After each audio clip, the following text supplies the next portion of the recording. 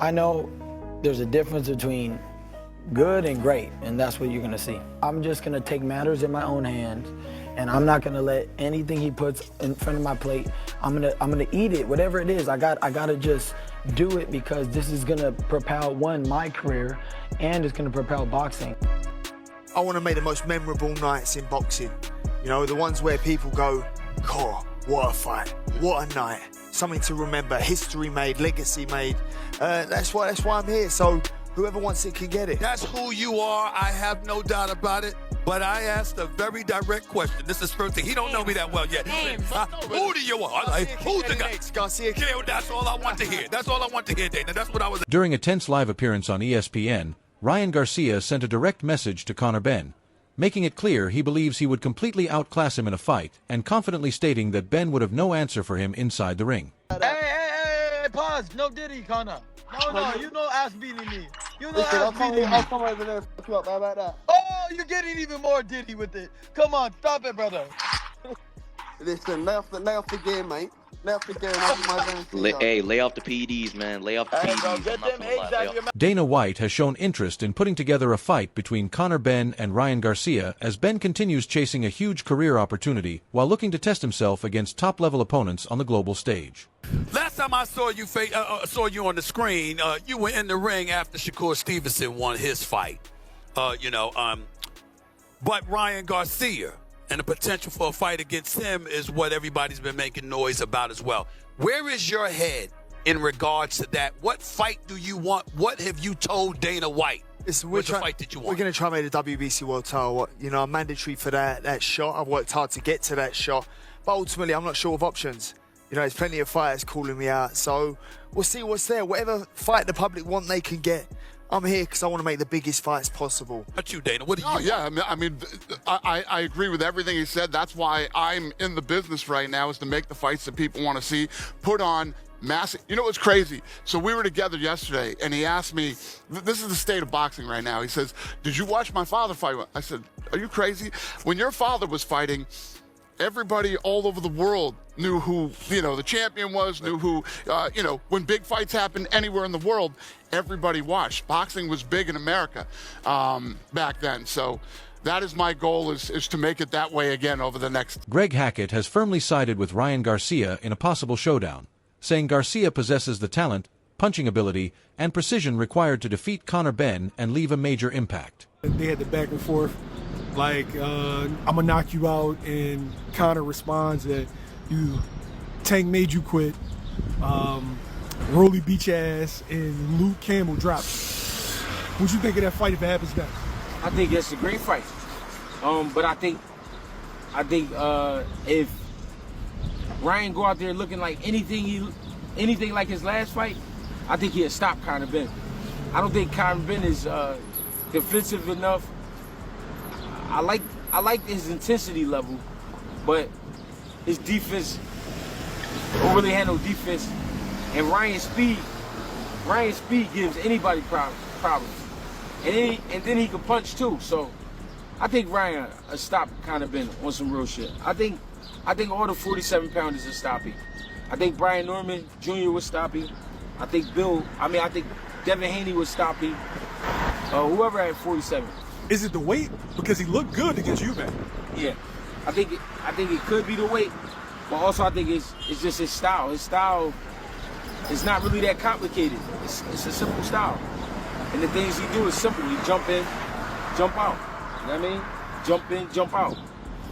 It's like fighting a strong amateur. It's just like being in there with a strong amateur. Eddie Hearn believes Conor Benn is still operating around domestic British level at this stage of his career, but says his rapid improvement should not be ignored, pointing to his recent performances, steady growth, and overall development even without a world championship victory yet. I didn't feel what Conor being in. You know what, people have asked me that. I didn't really feel any emotion, if I'm honest. Like, look, I didn't want him to look that bad, honestly. Like, I'm not watching him going, "Oh, I hope he looks terrible." I want him to look well. I was a bit frustrated watching because I think he can be much better than that. I also think that down at that weight, I just don't. I think he's got it in his head that he can make 47 and he can and he can make 47. But I don't think he's the same fighter when he's making 47, personally. But listen, he's had it off. I mean, for me. People are criticising him. Oh, he couldn't win a British title. He's not the best fighter in Essex. Look at what he's done. I mean, I would like to say that how I got him in that position was one of the greatest bits of work by any promoter ever to grace the work. By the way, he put the work in. I will always say Conor Benn works very hard, but me, on my tombstone, just right on the thing, I want you to say, right. Chris Algieri and Paulie Malignaggi believe Conor Benn is being grouped with elite fighters because of his popularity rather than his actual level, as several well-known figures continue criticizing him and questioning whether he truly belongs among the top names. That's why he's going directly talking about Ryan Garcia, calling him out. And of course, Ryan is going to be like, yeah, of course, big money fight. And we had some reactions from fighters who were paying attention that night. They took to Twitter immediately. Jack Catterall, hands are looking through his fingers with an emoji. Josh Kelly saying, wow, same kind of situation. Ryan Garcia calling him Conor Bum. Devin Haney saying Conor Benn, stay away.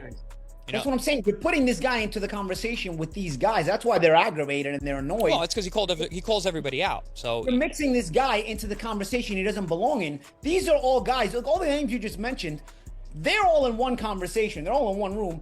Conor Benn just gets to join that room because of his fame. He's not of that level. He doesn't even belong there. So of course they're laughing at him and they're gonna critique him and all this other stuff. I saw even Shakur, I think, had said something. It's like, Corey, you don't belong anywhere near. Tim Bradley stated that Conor Benn appeared unimpressive in his latest performance, pointing to weaknesses in experience, timing, and overall ring intelligence, while also saying that although Benn carries power, he still has not done enough to prove he belongs at the elite level. You can look him up on BoxRec. He got 5 stars next to his damn name, like he's done something, and he ain't done shit. It's in the fight with Regis Prograis. You can see, Regis was one of those guys that started late as well, but you can see the experience of Regis start to show through. Now, Conor Benn and his team, made the adjustment and went down to the body of Regis and started to slow down and kind of take the fight out of Regis. However, Regis was in the fight. He was catching Conor Benn with some, and it's just the inexperience and the low IQ of Conor Benn and not having enough experience to be at that elite level. Mannix and Mora said Conor Benn appeared ordinary in his victory, showing nothing that stood out as elite or highly impressive, and argued that his current level is still well below Ryan Garcia when comparing their overall abilities and performances.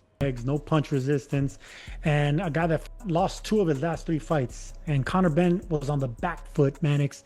He was the naturally bigger, stronger, younger fighter, and he was on the back foot being pushed around by a fighter, a veteran, a good champion.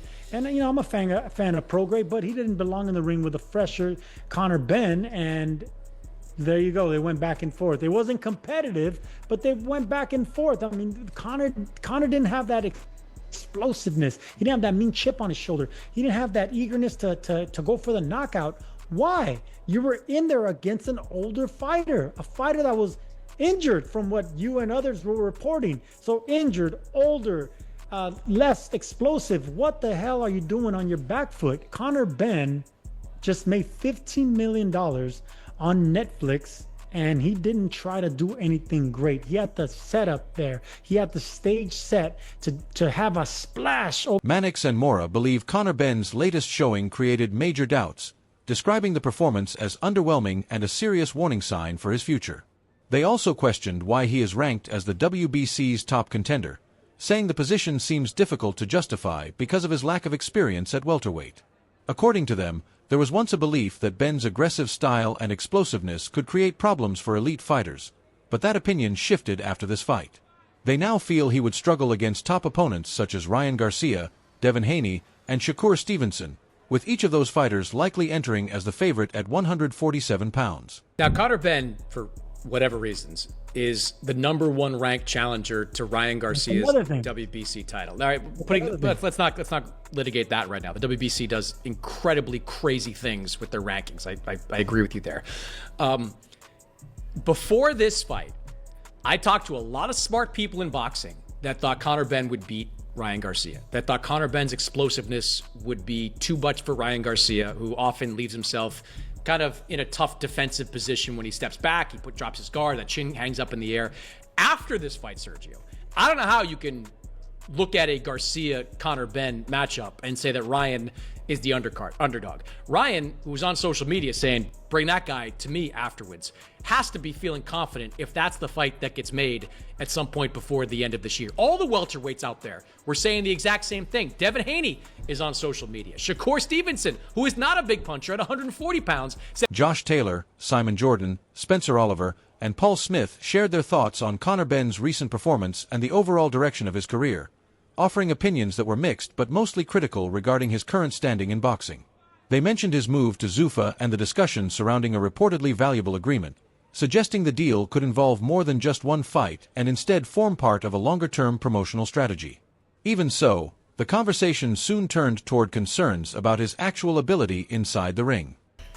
Spencer, signed with Zuffa. I mean, it was interesting that Frank Smith was talking about, if you think that's a one-fight deal, if you think they're paying him $15 million for one fight, it can grow up. There's more to it attached than that. But we'll see that pan out over a period of time. Unanimous points decision. We can get into the mechanics of it, and I'll do some of that with Josh in a moment because he's obviously been in my Regis program. Yeah. What did you make of Conor's performance? What did I make of Conor's performance? That he's not a world-class fighter at 147 or at 154. I think that become evident. We've got Regis Prograis there that's got an injured jaw, an injured hand, an injured foot, an injured knee. Yeah. He's talked about pulling out the fight on Friday night itself. He was shit scared going into the ring, and Conor Benn couldn't get rid of him and actually had quite a tough night with him. I know it was 98, 90, 92 and Conor was winning the rounds, but it was competitive. And I think that what we found out there is that Conor doesn't hold the power down at that low weight. Since he's there, he looked drawn at the weigh-in and the week. Simon Jordan believes Conor Benn is not operating at world-class standard in either the 147 or 154 divisions, arguing that his latest fight highlighted clear limits in both punching impact and resilience, even against an opponent who was carrying an injury. He also suggests Benn has been strategically built up through careful matchmaking and promotion, gaining more attention through marketing than through proven elite-level accomplishments. Paul Smith shares a similar view, saying Benn was able to stay competitive but did not show enough to distinguish himself among the top fighters, struggling to assert real control at the highest tier. Spencer Oliver and Josh Taylor place him closer to British or lower European level, acknowledging his conditioning and toughness but questioning whether his technical ability is sufficient for genuine world-class challenges. I'll come back to you in a second, Spence. Listen to Paulie Malignaggi had some things to say about the fight and Conor Benn. Listen to him. Paulie, did you catch the Conor Benn fight? Did you catch the co-main event? I did. You know what, guys? I'm done. I'm done with it. This guy's horrible. This guy's terrible. I don't mind watching Conor Benn. Like I don't mind him getting the fanfare. He's an okay fighter. Just don't start mentioning him at world-class levels. Then you start crossing the line. Because he's not your Jake Paul either. So it's not like I'm throwing him all the way on the other side. I'm not doing that. I'm being a very honest person here. He's an okay fighter. Okay, but don't start mentioning him with these world-class situations and world-class fighters. He talks about Shakur Stevenson and all this other stuff. His name belongs nowhere near those guys, okay? For the fanfare, okay, I get it. People start talking about him. He's got a lot of popularity, and I understand that's going to happen. But don't start mentioning him boxing-wise with these guys. All of a sudden, right away, we start seeing tweets and Instagrams about this Shakur Stevenson fight and everybody. Shakur Stevenson would beat him with one hand. I would beat him. Tim Bradley argued that Conor Benn's matchup with Regis Prograis revealed clear shortcomings in experience and ring intelligence, noting that Prograis' timing and seasoned approach became more evident as the fight developed. He acknowledged that Benn's corner did make tactical changes, including targeting the body to try to slow Prograis and limit his work rate. Even so, Bradley pointed out that Prograis continued to land clean, significant punches, exposing defensive weaknesses and Benn's lack of proven elite experience. He was critical of Benn's fight IQ, stating that he has not yet established himself at the highest level of the sport. While Bradley did recognize Benn's physical strength and occasional power, he emphasized that these traits do not make up for his technical flaws. In his view, Benn still appears unfinished, technically rough, and not fully comfortable when stepping up against top-tier opposition in major fights. It's because he has some pop, he had some pop. You know, ever since, you know, he stopped drinking that baby milk, whatever that was, he took fertility, whatever. They, you know, then they said it's something about some contaminated eggs or something like that, whatever the hell that is, you know. I mean, that makes sense now to me. You know, why he's taking that. You know, they say, well, he didn't mean to take it and all this. Get the hell out of here with that. You know, he was suspended for some years, I believe. But you correct me if I'm wrong. But, you know, it was more mainly like because he don't believe in himself. You know, anytime he steps up in a fight, you know, the dude is scared. He's scared to death. You know, I'm pretty sure he was scared in this fight. You know, because not only did he have to come down in weight, you know, and cut muscle. Yeah, he had to cut through muscle. Chris Algieri and Paulie Malignaggi argue that Conor Benn is stuck in a difficult spot, positioned between elite-level opponents he is targeting and the ongoing challenge of making the welterweight limit. They suggest that if he is unable to consistently perform at 147 pounds, moving up to 154 would not necessarily solve the issue, since that division is even deeper and more competitive. They also float the idea that middleweight could be an easier route in comparison, but still question whether Benn has the tools to become a world champion in any weight category. After his latest outing, they believe his championship ambitions are becoming more distant. When discussing potential fights, they largely dismiss several matchups as unfavorable, pointing to strong opposition at welterweight such as Paro and others. In their final assessment, they see a bout with Ryan Garcia as a dangerous step for Benn, especially considering the weight cut, and predict Garcia would have a clear advantage and potentially secure a stoppage within the early rounds due to superior skill and physical attributes. We're going to push the name Benn, and Anthony Hearn actually did a lot of the work for you.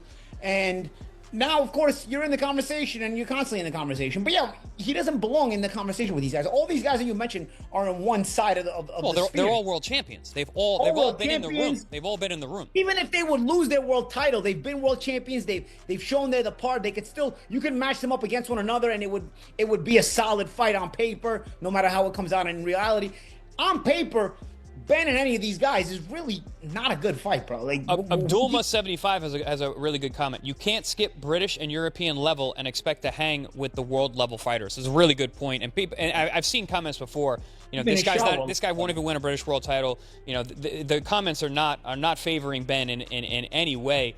But they're going to, because again, the investment that's been put into him. This is one of those. All right, we just got to get. Ryan Garcia, coming off his victory over Mario Barrios, has moved into a strong position in the rankings, with increasing discussion around him potentially becoming the mandatory challenger. While no official confirmation has come from the sanctioning bodies, his name is consistently being associated with major welterweight fights, with a possible showdown against Conor Benn drawing the most attention. Talks of Garcia facing Benn have been ongoing for a while, and recently Garcia himself indicated that both camps were aiming for an August date in Las Vegas. That statement significantly intensified interest in the matchup, with both fans and analysts beginning to view it as a realistic. Mario Barrios, so he's not old and mandatory as of yet, but you know, he's in the ranking system. He's number one.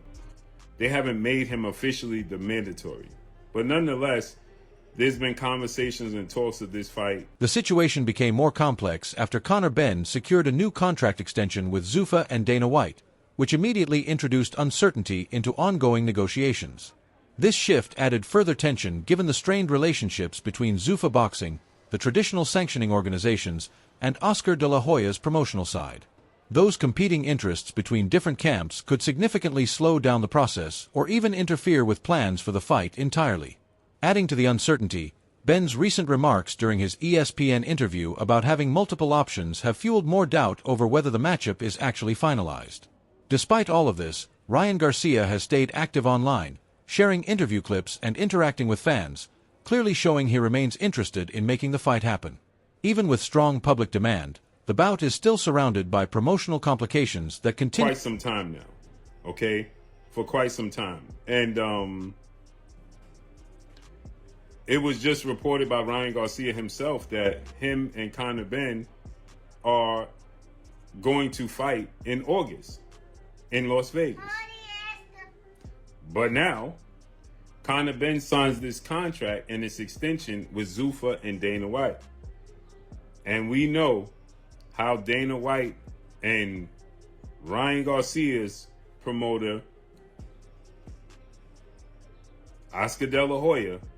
The discussion picked up momentum after Conor Benn appeared on ESPN alongside Dana White and Stephen A. Smith, where the potential fight was addressed openly on air.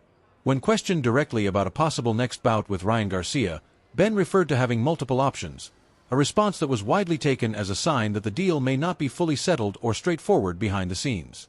In response, Ryan Garcia took to social media, resharing clips from the interview and interacting with fans, including posting reactions such as eye emojis, showing clear attention and interest in the situation. Stephen A. Smith stressed during the segment that audiences are not interested in vague alternatives, but instead want a definitive matchup between Garcia and Benn. As a result, anticipation continues to grow across both media and online platforms, even though promotional obstacles are... Not to mention the sanction bodies. The sanction bodies have issues with Zuffa belt and Zuffa boxing. So this is an issue. So Ryan Garcia responds. Conor Benn was on ESPN with Stephen A. Smith on First Take with Dana White, and they announced it. And Ryan Garcia reposted it. Stephen A. Smith said, "Who do you want to fight next? You know, we know about you and Ryan Garcia. Are we going to get that fight next?" And Conor Benn started talking about options. He started talking about options. That brings today's video to a close.